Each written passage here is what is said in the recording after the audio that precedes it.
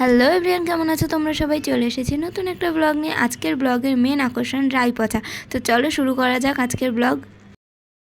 কি সাজ দিয়েছে দেখুন, রক্ত চুষে এসেছে কারোর। রক্ত চুষে লিপস্টিক, এটা কি জিনিস? লিপস্টিক।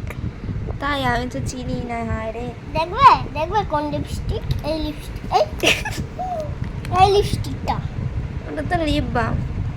দেখবে তুমি তুমি দেখ, খোল, টেনে খোল, দেখ ওটা সাদা, দেখ তুই খোল। গাইস দেখুন, সাদা ইয়া দিয়ে বোকা বানাচ্ছে। এই ওটা লাগালে তোরটা উঠে যাবে। এত সেজে এসছে, ওটা সাজ কমপ্লিট হচ্ছে না আরো। এই দেখো লিপস্টিক। হ্যাঁ ঠিক আছে, চ। হাই গাইস, আজকে আমরা মেলায় যাচ্ছি। মেলায় গিয়ে যা যা করি আপনাদের সঙ্গে শেয়ার করব। টাটা।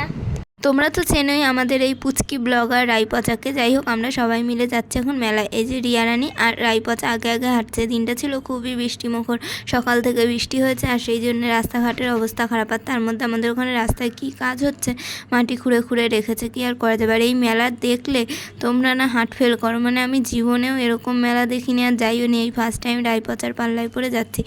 কেউ আবার ভেবো না যে ওর নাম সত্যিকারেরই রাই পচা। নাম রাই, আমি ওকে ভালোবেসে রাই পচা রাখি। তো যাই হোক, এই যে মেলা স্টার্ট, দেখতেই পেলে বাড়ির পাশেই মেন রাস্তার উপর এরকম মেলা হচ্ছে। কি আর বলবো, দুটো তিনটে দোকান, মানে বাচ্চারা আনন্দ পাচ্ছে, এই ছোটো ছোটো জিনিসেই ওদের অনেক আনন্দ। কিন্তু আমরা যেহেতু ছোটো থেকে বড় বড় মেলা দেখে এসেছি, মাঠ জুড়ে মেলা বসতো, গান বাজনা হতো, এখানেও হচ্ছে অবশ্য গান নাচ, কিন্তু তবু এর দুটো তিনটে দোকান নিয়ে মেলা। একটা খেলনার দোকান, একটা সব রকম রুমাল, কসমেটিক্স এইসবের দোকান, আর একটা বাসনের দোকান, এই রকম দুটো তিনটেই দোকান। কোনো খাবার দাবার নেই, সেরকম কোনো কিছু নেই। তো মনেই হচ্ছিল না একটা মেলা। তো সবার আগে প্রত্যেকটা দোকান দেখে নিলাম।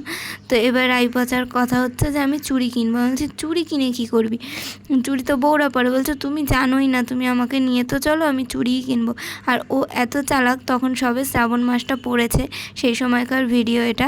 বলে সবুজ চুড়ি পরতে হয়, তুমি জানো না আমি সবুজ চুড়ি পরে উপোস করব, তাই আমি সবুজ চুড়ি পরবো।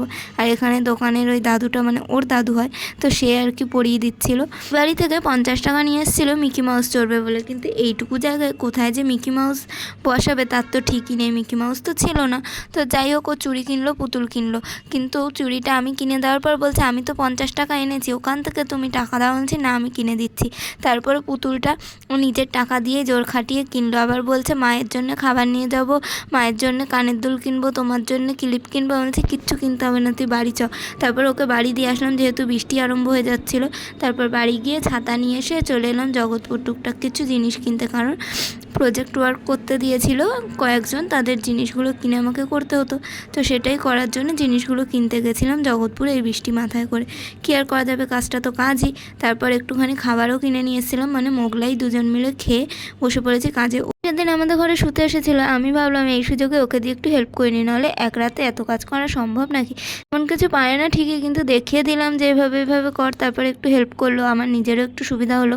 তো যাই হোক, আজকের ভিডিওটা এইটুকুই। দেখা হচ্ছে পরের ভিডিওতে। আর তোমরা কি কখনো এরকম দুটো তিনটে দোকানওয়ালা মেলায় গেছো? কমেন্ট করে জানিও। টাটা।